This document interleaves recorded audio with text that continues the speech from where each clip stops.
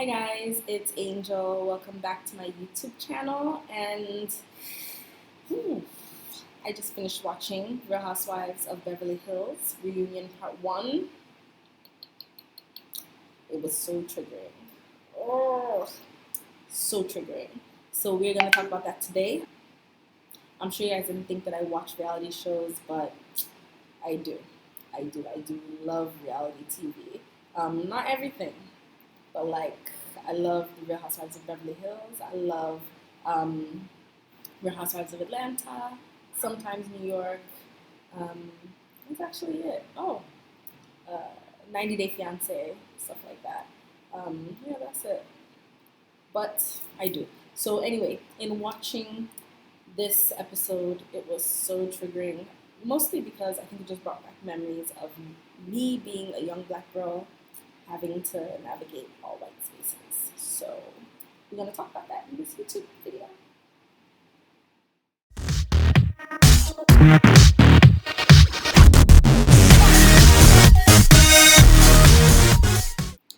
Welcome everyone to my YouTube channel. How are you doing? I hope you've had a fantastic week. You guys didn't think I watch reality shows? Well, I do. I just finished watching Real Housewives of Beverly Hills Reunion Part 1, and it was triggering. I think that it just brought memories back of me growing up in the US and just as a young black girl navigating all white spaces and realizing that we live in two different worlds. And since I moved back to Nigeria, it's so different because everybody's black. So it a lot of the things that I used to think about then are kind of not on me now. So if you didn't watch part 1 of the Real Housewives of Beverly Hills Reunion, then let me give you a bit of a summary. The focus was mostly on the rift that Garcelle Bouvet has with Dorit. That name always gets me every time. Dorit. With Dorit and Lisa Rinna. And the biggest issue really was that they said that because she doesn't talk so often or say, her jabs to people's face, so they say, that she is being two-faced and being shady, and that she should say it to their face. So it just got me thinking a lot about how black women have to navigate in white spaces. I totally understand where Garcelle Bouvet is coming from because of the fact that she's successful. She's climbed the ladder. She understands her industry, and she knows that she has to be very cautious in the way that she engages people so that, number one, she's not seen as the angry black woman. That trope is something that very easily can be, and even not just being a black woman, being a woman. The moment you are considered disagreeable, people will say, oh my God, she's so angry. Why are you so angry? Why are you so bitter? And, so she tries, I can tell that she's so composed, and she tries very hard not to fall into that stereotype or that trope. And I can also understand, being a child of immigrants as well, your parents always kind of remind you to behave well. I think that whole good minority stereotype that you just have to always be seen to behave well. So she tries not to engage if she doesn't have to. She tries, you can see her. She's giving the looks like, that's their problem. Let them deal with it. Oh, she said that? Okay, good for her. But I'm not going to respond because I don't want the drama. And so she definitely doesn't want drama. She doesn't want to bring drama to her, because the moment that she does, it brings up the opportunity for confrontations. Unfortunately, it's weird, because if she did it and she was white, then it's just for the sensationalism. But if she does it and she's black, then you now start to compare her to a Nene Leakes, who I love Nene, or Portia Williams, who I also love, but, that Atlanta swag, only they can get away with that because everybody on that set is black. So it's an all black space, and it's it's the same way in an all-white space. You're not calling people aggressive and ugh. And you notice that in Atlanta, it was a big deal when what's this lady's name? The "Don't be tardy for the party" lady um, started using those kind of stereotypes because she wasn't black. But when you have women who are black and they're engaging with other women who are black, you no longer have that conversation about, oh, angry, this and that. Except for when you now start to bring in colorism.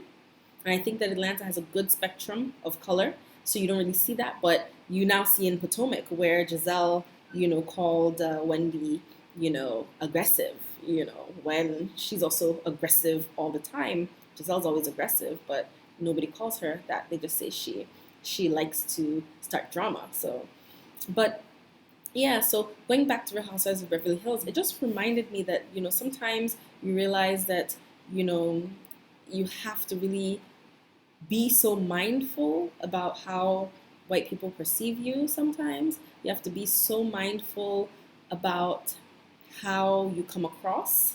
You have to really take into account how they feel about race, how they feel about conversations on race, how how black they see you. I like that conversation about who doesn't see race and who see race. I love what Garcelle Bouvet said earlier in the season when she said, "If you don't see race, then you don't see me." And sometimes it feels like they don't want to see you. They want to see the you that they think fits into their circle. So you fit as maybe the token black friend, or you fit as the quirky diva sassy friend that throws shade. But anything outside of that, they don't necessarily want to know how your family is doing. They don't want to know how you. And it's so weird because I also looked at I juxtaposed the dinner with the Asian lady. I forget her name. I'm so sorry. I forget her name. And the dinner with Garcelle. And it was almost like Garcelle's dinner was too ethnic. But people love to fetishize Chinese culture. And so they romanticize about it. And so it was easier for them to eat, squid and duck and all these other things. But if it's goat or the same duck or the same squid, it's a bit uncomfortable in a more African, setting. And so I don't know if I picked up on that, or maybe I'm sensitive, but those are things that, being, a child of a black immigrant or African immigrants, you experience as different from your Indian friends, different from your Chinese friends, whose cultures are kind of romanticized, sometimes by white cultures, or fetishized sometimes by white cultures. And yeah, I think just I really got triggered when Dorit yelled at Garcelle. I was like, oh no, she didn't. But I totally understood where Garcelle was coming from with the being so composed and not giving. But I hated it because I felt like they were pummeling her. And they felt like, oh, you're not gonna, like, it's like poking the bear. I'm gonna poke you until I get a response from you that fits into the trope of you're angry and you're this. And the moment you do that, you're like, oh my God, did you see what she did? Oh my God, she is so, we don't do that here in Beverly Hills. We are more composed than that. So I did understand, I could see and feel the frustration oozing out of Garcelle. I wish that she could be more,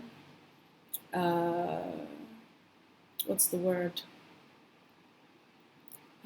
Kind of witty in her responses, so that when they do say things like that, she can check them without raising her voice. She can check them in a very cool, calm, and collected fashion and say, sweetheart, you don't shout on a grown woman because I am not your child. So don't shout on me. Thank you.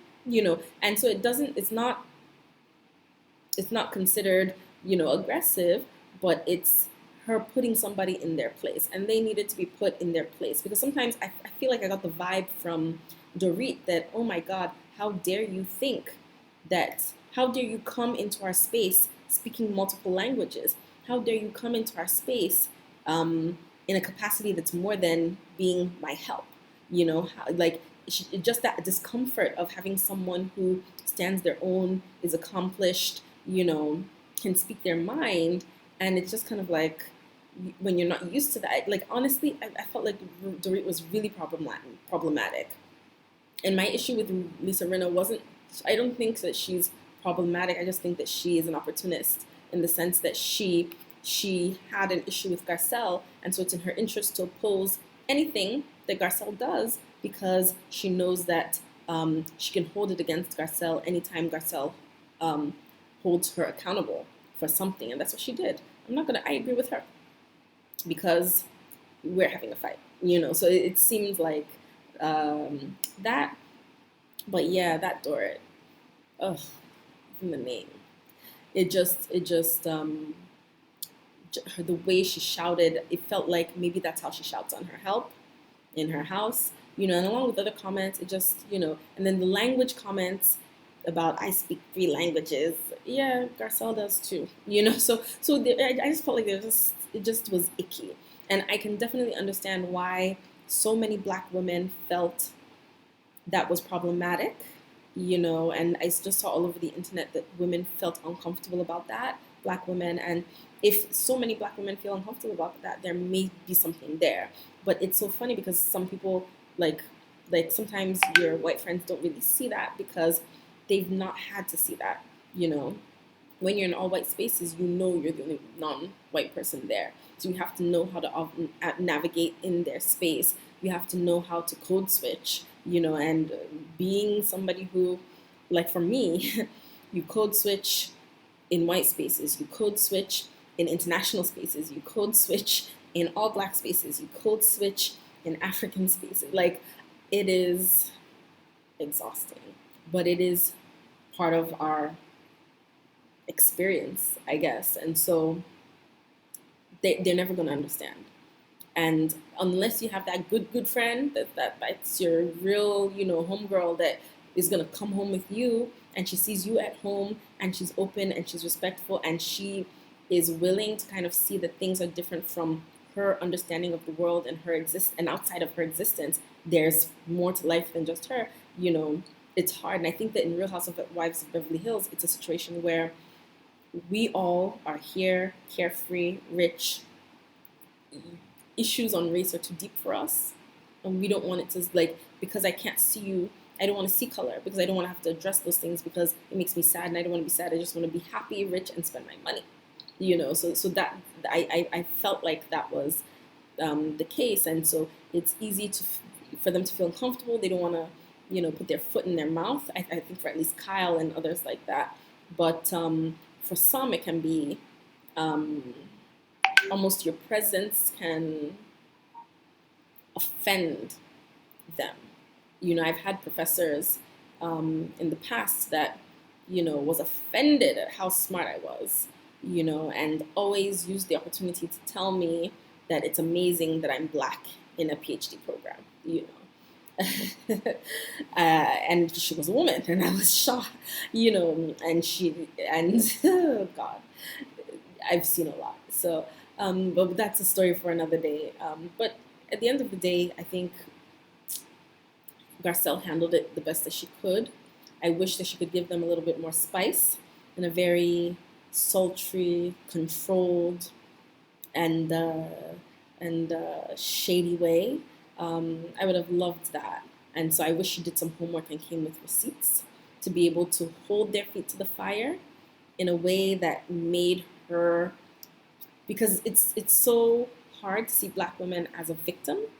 It's very easy to see them as strong. It's very easy to see them as whatever, very easy to villainize them. There's hard to see them as victims. So I would have loved for her to take a page out of Erica's book, and she's an actress. Put on some of that, acting, flair, and just keep it cool, calm, sultry, and just say, did you really just say that? Did you really just say that? Do you ever stop to think about how millions of Black women will feel about you? Give them the same, victim mentality that they put on you. You know, sometimes they will come and be like, you know, they will bully you and then come and say, "Oh my God, I can't believe that you responded to my bullying in such a strong way." You know, and I think that that's the situation that's happening. You know, Garcelle did not give them angry black woman, and so in their mind, it's, oh, you think you're too good for us, and at the same time, they're trying to capitalize on the fact that, oh, okay, she's docile, we're going to pummel her. You know, and I'm actually so glad that the Twitter streets and the Instagram streets and social media streets came out in support of Garcelle all the way, because sometimes it's not every battle that you have to fight. Sometimes God, you know, or the internet gods will fight your battle for you. So I just want to talk about that. I'm not reviewing, you know, reality shows. I just happen to love reality shows, and I just felt that that show um, resonated a lot, or that episode resonated a lot with my experiences growing up, especially as a young, you know, African American lady that was always in all white spaces. My science classes, well, not all white, because I also had immigrants there, but you know, it wasn't um, very many blacks around, and so um, yeah, it gets lonely, and people don't really understand you, and you don't really feel like you're part of the group. You don't really feel like you're in, because it's obvious that you are different, and you make your way and you make your friends and you do your part to just, you know, fit in. But there are a lot of things that they can do you can't do. You know, let's be honest. You know, like your parents give you the talk that their parents don't give them, you know, and so and you constantly have to defend why you are in the room. So yeah, it was something I wanted to talk about. So yeah, that's it. On a lighter note, let me just say that even in watching this, it just made me realize how strong we are as black women, especially the higher we go and the more we rise into spaces that are very small and very few successful people are there.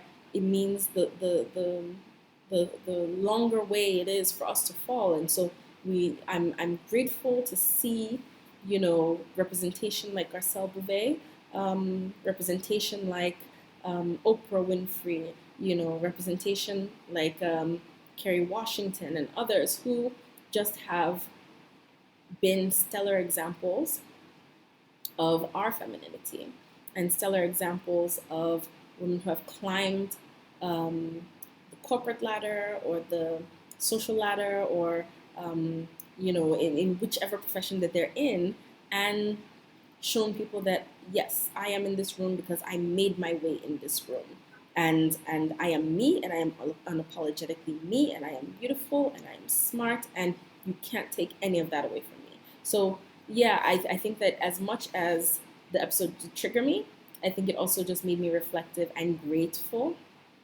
for how, you know, my iron has been sharpened. They always say iron sharpens iron, and so these experiences sharpen us so much, and it makes us ready for the real world. And a lot of people are not living in the real world. I'm grateful for the experiences that I've had, you know, and I'm grateful for the women who also come before me and show us and have experienced the things that we haven't had to experience. And so, you know, Black Girl Magic.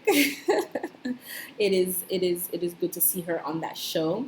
I love the energy that she brings to the show, and yeah, I mean, I because I can resonate with her a lot. You know, if there are any social topics that come up with that, then I may talk about that. You won't really see me reviewing any show, but I will talk about some themes that may come up, like I said, in pop culture, and that's one of them.